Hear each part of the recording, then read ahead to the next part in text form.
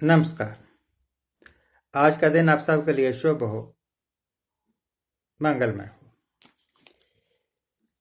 मैं कल टीवी देख रहा था, मैं आज भी थोड़ी देर टीवी देख रहा था। तो टीवी में एक बड़ी मनहूस खबर चल रही थी। खबरें तो सारी ऐसी होती है ना। तो चैनल शायद सारे चैनल एक जैसे ही हैं। आज तक था शायद एबीपी न्यूज था या न्यूज नेशन था। कह रहा था कि चीनी फौजें हिंदुस्तान के 4 किलोमीटर तक अंदर आ गई और आके टेंट लगा दिए। और हिंदुस्तानी फौजें भी भरपूर जवाब दे रही। काहे का जवाब? एक गोली तो चली नहीं, जवाब दे रही है। गालियां निकाल के कोई युद्ध जीते जाते हैं क्या? और जाओ, मैंने उसी वक्त फोन करके ना चैनल वालों को कहा, अरे चैनल वाले, तेरे को पता नहीं है कि हिंदुस्तान कितना मजबूत और ताकतवर है? हिंदुस्तान की असली फौज जब मैदान में आ गई, मैं उस फौज की बात नहीं कर रहा जिस फौज के बारे में हमारे गवर्नमेंट ऑफ इंडिया के कई मंत्री कहते हैं मोदी जी की सेना। सेना तो भारत सरकार की है, सेना तो गवर्नमेंट ऑफ इंडिया की है। गवर्नमेंट ऑफ इंडिया 1947 से पहले भी थी, सेना पहले भी थी। तीनों सेनाएं थी, नेवी भी थी, आर्मी भी थी और एयरफोर्स भी थी। वो बात अलग है कि पहले अंग्रेज इसको गाइड किया करते थे सेना को, और आजकल हिंदुस्तानी गाइड करते हैं। रविशंकर प्रसाद कह रहा था मोदी की सेना किसी से कम नहीं है। रविशंकर प्रसाद, एक मेरी बात सुन ले।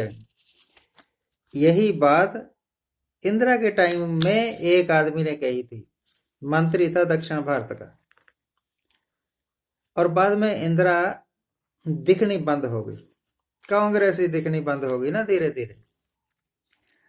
तो सेना तो गवर्नमेंट ऑफ इंडिया की होती है। हाँ, तो चाइना की बात कर रहा था। चाइना वालों, आपको पता नहीं है कि हिंदुस्तान की असली सेना, अब इस सेना को आप मोदी की सेना कह सकते हो, जिस वक्त अपने हाफ पैंट पहन के, हाथ में लाठियां लेके या फिर हाथ में त्रिशूल लेके पहुंच गए ना मैदान में, तो चाहे चाइना हो चाहे पाकिस्तान हो, थर थर कांपने लग जाओगे, भूल जाओगे अपने एटम बम। कहां भूले फिरते हैं।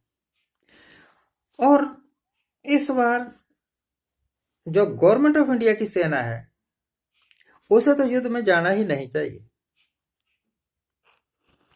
तो मोदी की सेना जाए, और मोदी की सेना यह है, निक्कर पहन के, हाथ में लाठी लेके, और कौन कौन से नारे, देशभक्ति दिखा दें अपनी जाके, भारत माता की जय कर दें, गौ माता की जय कर दें। देखिए, चीन बॉर्डर से 20 किलोमीटर अंदर तक ना चला गया डरता हुआ, पीछे मुड़ मुड़ के देखेगा और भागेगा। अब मौका भी है अपने जौहर दिखाने का। एक बार एक फिल्म रिलीज होने वाली थी, तो करनी सेना वाले कहने, करनी सेना थी या कौन सी सेना थी, हम फिल्म को रिलीज नहीं होने देंगे, हम तो जौहर जला देंगे। जौहर, जब किसी औरत का पति मर जाता था, तो एक बहुत सारी लकड़ियां इकट्ठी करके जिंदा ही औरत उसमें बैठ जाती थी, और लोग आसे पासे से आग लगा देते थे, जिंदा औरत मर जाती थी जल के। इसको कहते थे जौहर। पर फिल्म तो रिलीज हो गई थी, वो करनी सेना वालों, जौहर तो आप नहीं दिखा सके। अब मौका है, कूद पड़ो मैदान जंग में और भारतीय सेना को कह दो कि आप थोड़ी देर रेस्ट करो, जब हम युद्ध जीत जाएंगे आप आ जाना, कहना कि यह युद्ध भारतीय सेना ने जीता है। मोदी की सेना फिर आके उन्हीं दबड़ों में घुस जाएगी। ये जो प्रेजेंट गवर्नमेंट है ना, इसने तो गवर्नेंस का भी मजाक उड़ा दिया, इसने सेना का भी मजाक उड़ा दिया। They have used everything for their own benefit. सेना का दुरुपयोग करके इलेक्शन जीतते हैं और जब खुद हार जाते हैं तो दोष मर देते हैं कभी सेना पर, कभी स्टेट गवर्नमेंट्स पर। अब कोरोना की लड़ाई में मोदी गवर्नमेंट पूरी तरह पिट चुकी है और अब कहती है स्टेट्स को कि लॉकडाउन जारी रखिए, आप अपने हिसाब से जारी रखिए। शुरू तो तूने किया था भाई, अब खत्म भी इसे तू ही करेगा।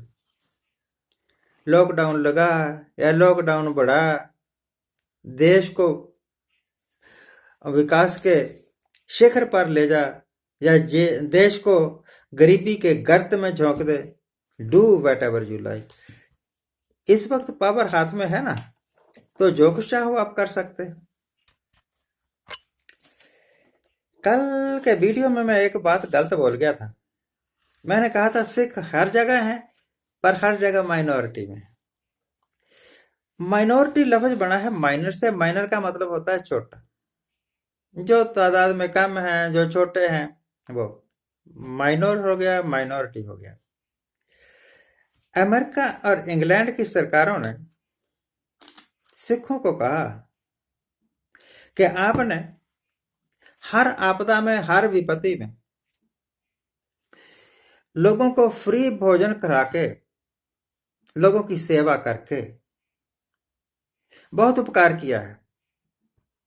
हमारे मुल्क को सिखों की जरूरत है। सिख हर देश में होने चाहिए, हर जगह होने चाहिए। तो एक ऐसी कौम जिसके बारे में कहा जाए कि ये हर देश में होना चाहिए, ये हर जगह होना चाहिए, वो माइनर कहां से हो गए? वो तो मार्शल है, वो तो मेजर है।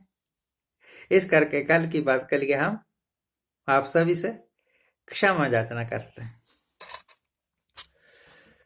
एक कहावत है, सिर मुड़ाते ही ओले पड़े। किसी ने सिर मुड़वाया होगा नाई से, कहे नाई नाई मेरे सिर के बाल उतार दे। बाल उतार के घर जा रहा होगा तो रास्ते में बारिश शुरू हो गई और ऊपर से ओले भी पड़े, हेल स्टॉर्म जिसको कहते हैं। तो गंजी खोपड़िया थी, अच्छी तरह ही ओलों ने सेक दी। ये होगी कहावत। पर ये आज की स्थिति में मोदी एंड कंपनी के ऊपर पूरी तरह लागू हो रही है। पहले तो अर्थव्यवस्था में ही नाक में से धुआं निकाला हुआ था और फिर आ गया कोरोना। सारे टूने टोटके कर लिए, ये हरामजादा गया ही नहीं कहीं भाग के। आज की देखे ना, आज की डेट में तो 2.25 लाख से ऊपर कोरोना के मरीज हो गए हैं। हालांकि ये अंडर एस्टिमेटेड फिगर है। और अब ये आ गया टिड्डी दल। खैर टिड्डी दल के बारे में तो अखबारों में छप चुका है कि यह पाकिस्तान ने भेजा है। पाकिस्तान कितना बेला और निकम्मा देश है। आतंकवादी भी भेज देता है और क्या टिड्डी दल भी भेज देता है। अगर दिल्ली में गर्म हवाएं चलते हैं तब भी कहते हैं कि पाकिस्तान से आई है। अगर ठंडी मतलब कोल्ड वेव चलती है तब भी कहते हैं पाकिस्तान से आई है। मुझे लगता है कि हिंदुस्तान वालों के दिल में, दिलो दिमाग में पाकिस्तान बड़ी बुरी तरह बैठ चुका है। आज के लिए इतना ही। आज जिनका जन्मदिन है उनको हैप्पी बर्थडे। आज जिनकी मैरिज एनिवर्सरी है उनको बहुत बहुत शुभकामनाएं। सदा सुखी रहिए, आनंद प्रसन्न रहिए। Thank you very much. Thank you very much.